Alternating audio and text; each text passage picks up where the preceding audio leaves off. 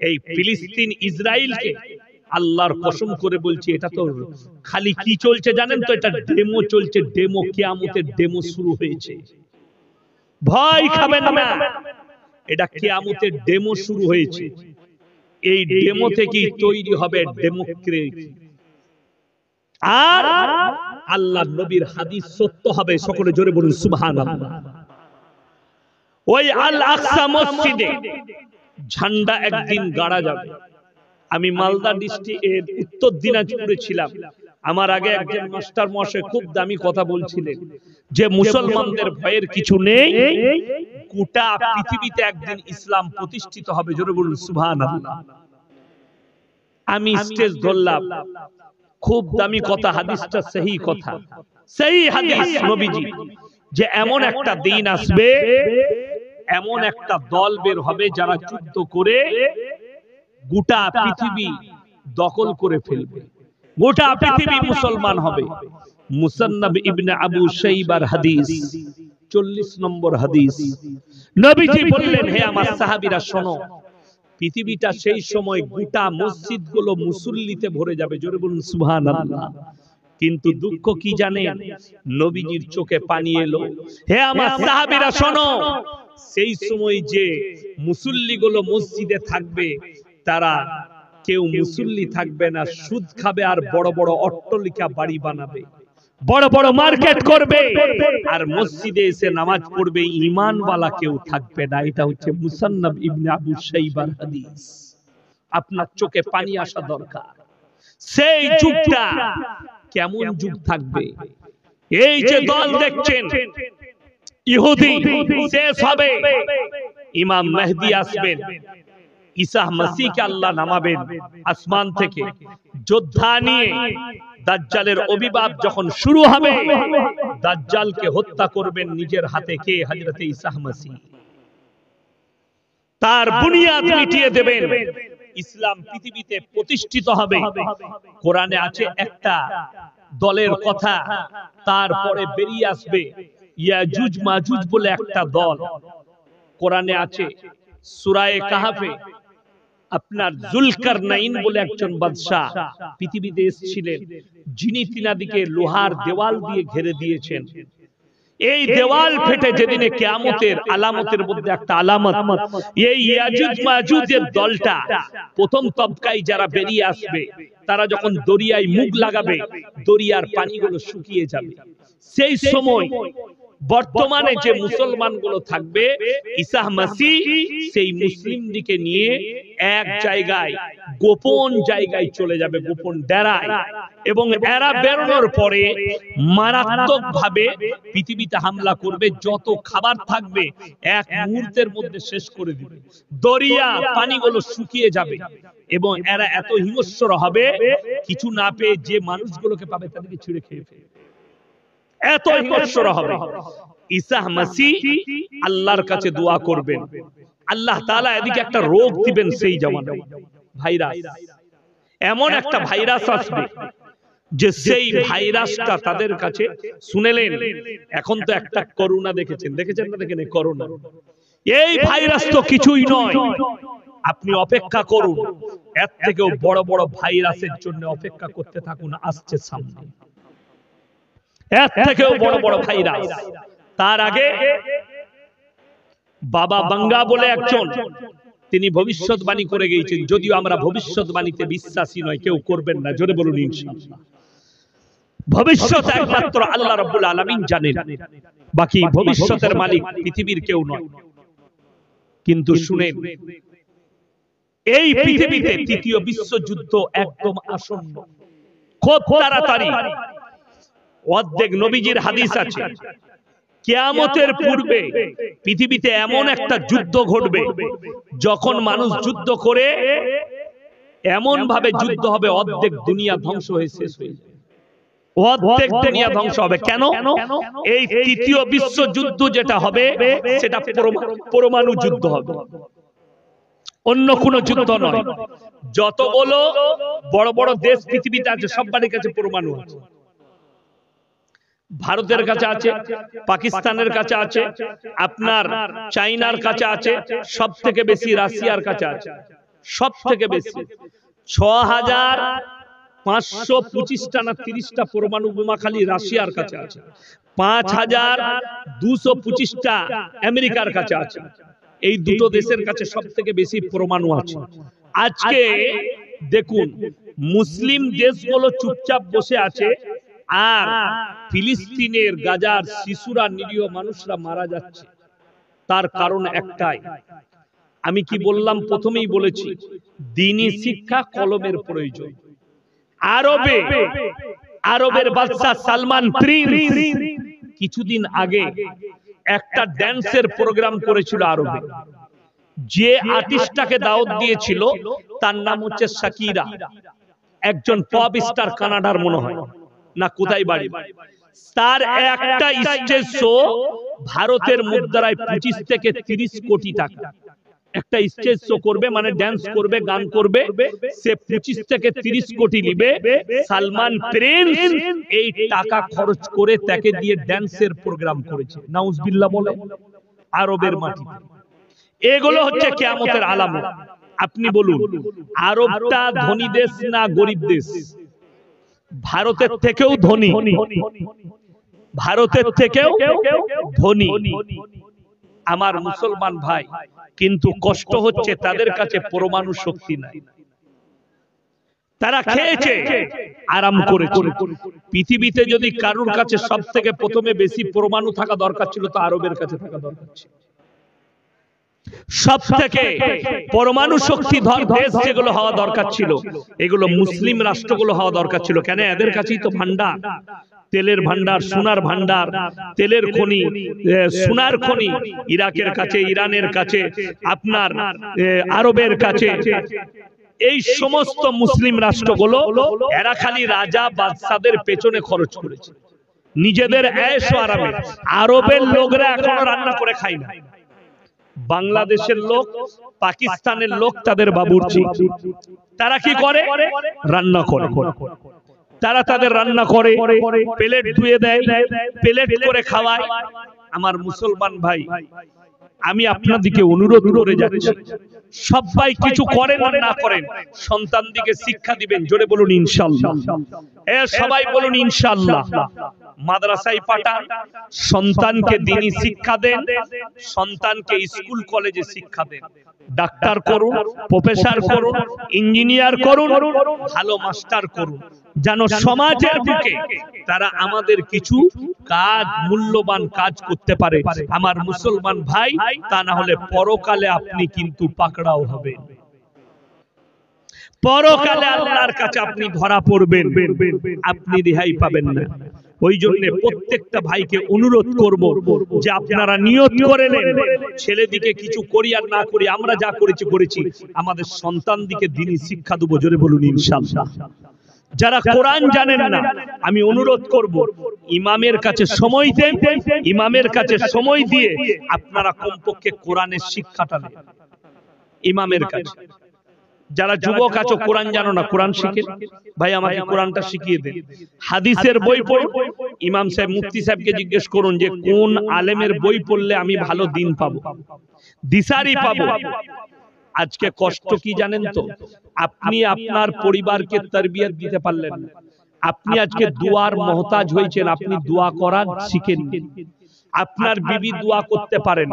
রমজান মাসে আমাদের দেশের কিছু মেয়ে আছে, তারা কি করে?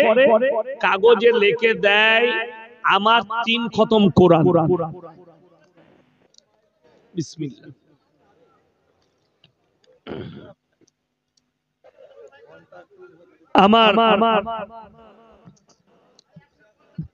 আমার মুসলমান ভাই, একটা কথা আপনাদেরকে বলি যে রমজান মাসে আমার মায়েরা আমাদের কাছে কাগজে লিখে পাঠায়, হাফেজ সাহেব এটা দোয়া করে দিবেন, বক্সে দিবেন। কোরআন পড়েছে, বক্সাতে হবে।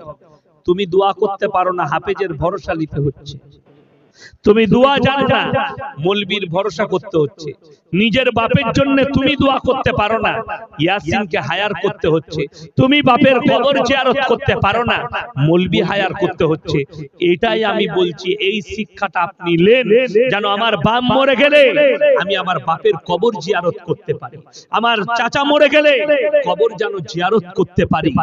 আরে আপনি এমন দিনই শিক্ষা নেন যেন আমার বাপ মরে গেছে, ইমামের কাছে ইজাজত নিলাম, হুজুর আমি জানাজার নামাজ পড়াতে পারবো, বাপের নামাজটা আমি পড়াবো, আপনার কাছে ইজাজত নিচ্ছি। ইজাজত নিতে হবে কিন্তু ইমামের কাছে, নিজে থেকে পড়ালে হবে না। ইমাম সাহেব যদি বুঝেন যে আপনার মধ্যে হ্যাঁ অতটা জ্ঞান ইমাম সাহেব দিতে পেরেছে যে আপনি পড়াতে পারবেন কিংবা ভালো পারবেন, ইমাম সাহেব বলে ঠিক আছে তোমার বাপের জানাজা তুমি পড়াও, অসুবিধা নাই, আপনি পড়ান।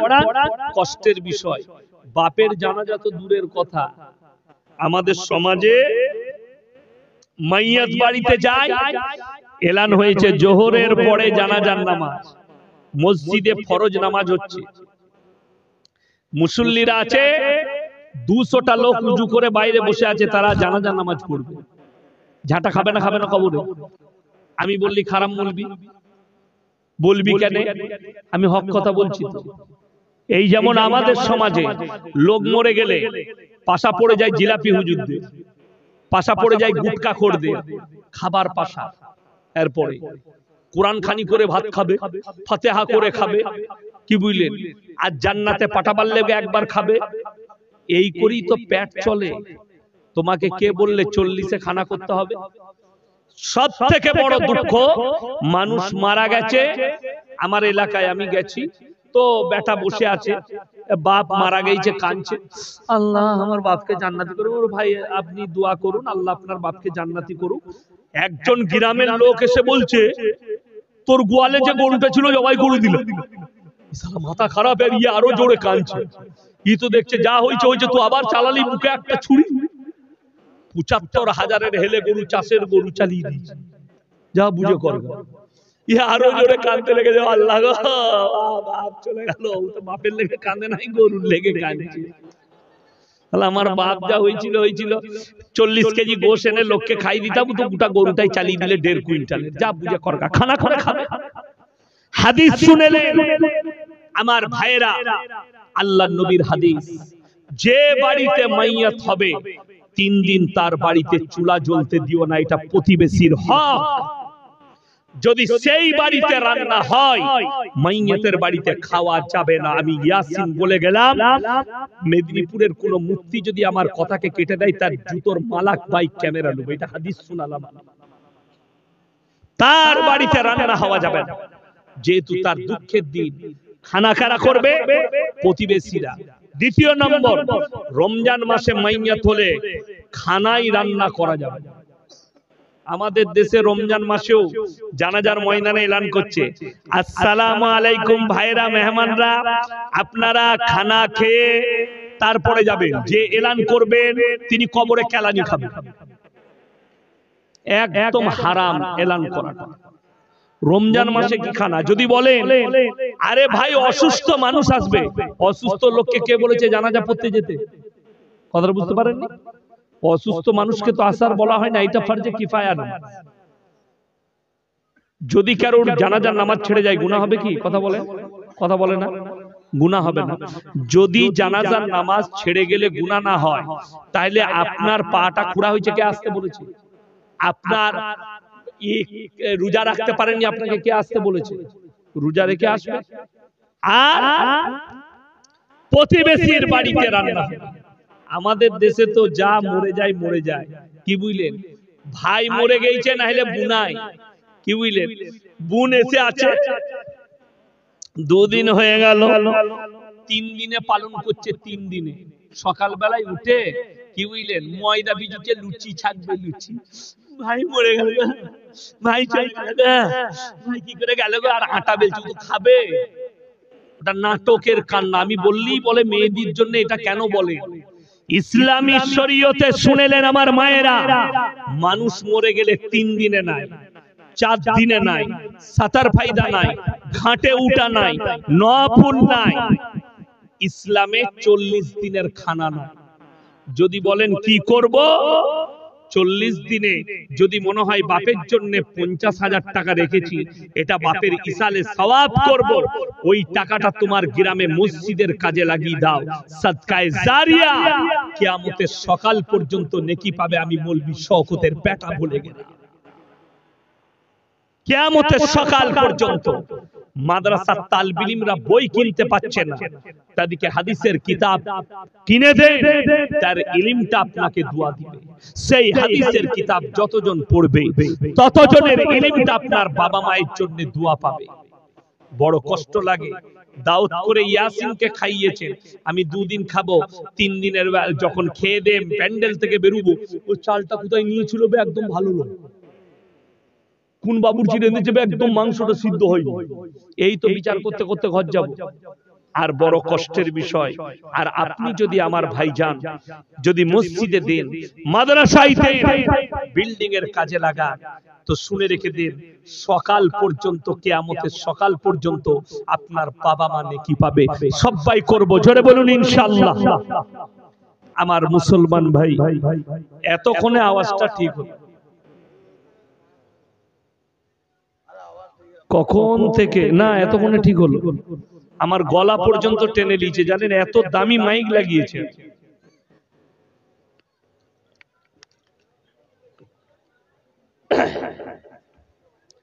আমার মুসলমান ভাই, ওই জন্য আপনাদেরকে অনুরোধ করে যাব যে সবাই এই সমস্ত বেদাত কাজ থেকে আপনারা নিজেদেরকে হেফাজত করুন, এই সমস্ত বদদিনী থেকে নিজেদেরকে হেফাজত করুন।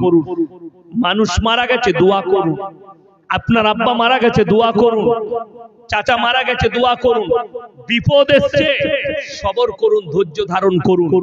সবর করবেন, ধৈর্য ধারণ করবেন। আমার কাছে বিপদ এসেছে, আল্লাহ উদ্ধার করবে, আল্লাহর কাছে চাইবেন। কেন? সাহাবীরা কেঁদেছেন আল্লাহর কাছে। নবীদের কাছে যখন কোনো বালা এসেছে, আল্লাহর কাছে। হযরতে ইউনূস নবী মাছের পেটে দোয়া চেয়েছেন আল্লাহর কাছে। হযরতে ইউসুফ নবী কুয়াতে দোয়া চেয়েছেন আল্লাহর কাছে। শুনেলেন সমস্ত নবীরা আল্লাহর কাছে। ইব্রাহিম নবীকে আগুনে নিক্ষেপ করা হবে, দোয়া চেয়েছেন, সাহারা চেয়েছেন আল্লাহর কাছে। হযরতে মুসা নবীকে কি করা হবে? মারা হবে, ফিরাউন মেরে দিবে, প্রার্থনা করলেন আল্লাহর কাছে, আল্লাহ হেফাজত করেছে। জোরে বলুন সুবহানাল্লাহ। ঈসা মসীহকে তার কওম মার্ডারের লেগে তৈরি, ক্ষমা চেয়েছেন আল্লাহর কাছে, প্রার্থনা করেছেন। আর বড় কষ্ট লাগে, আপনার কাছে বিপদ এলে আপনি আল্লাহকে বাদ দিয়ে পীরের কাছে চাইতে যাচ্ছেন, কবরের কাছে চাইছেন, গাছতলায় চাইছেন। আপনার কি রকম দৃষ্টতা, বড় কষ্ট লাগে। আপনাদেরকে বুঝিয়ে দিই, যদি এই গ্রামে 2টো দোকান থাকে, একটা হিন্দু পাড়ায় আছে, একটা মুসলিম পাড়ায়, দুটোই বিস্কুট চানাচুরের দোকান। আপনি যদি, ওটা আবার আপনার চাচার দোকান, আপনার পাড়ায় যেটা আছে, আপনি আপনার চাচার দোকান ছেড়ে আপনি যদি নরেনের দোকানে বিস্কুট চানাচুর কিনতে যান, কথাটাই কিন্তু 2টো মানে দাঁড়াবে। কটা বললাম? 2টো। একটা হচ্ছে হয় চাচার কাছে মাল নেই, নাইলে চাচার সঙ্গে আপনার কথা নেই। ঠিক কিনা? কথা বুঝতে পেরেছেন? ঘরের পাশে চাচার দোকান, চাচার কাছেও চানাচুর বিস্কুট সবই বিক্রি হয়, আমি যাচ্ছি নরেনের দোকানে কিনতে। 2টো মানে দাঁড়াবে, হয় চাচার কাছে মাল নেই, তা না হলে চাচার সঙ্গে কথা নেই। তো যারা মাজারে যায়, রওজা খানে দরগায় যায়, 2টো মানে দাঁড়াবে, হয় আল্লাহর কাছে মাল ফুরিয়ে গেছে, না হলে আল্লাহর সঙ্গে আর ঝামেলা চলছে, যার কারণে মাজারে গেছে।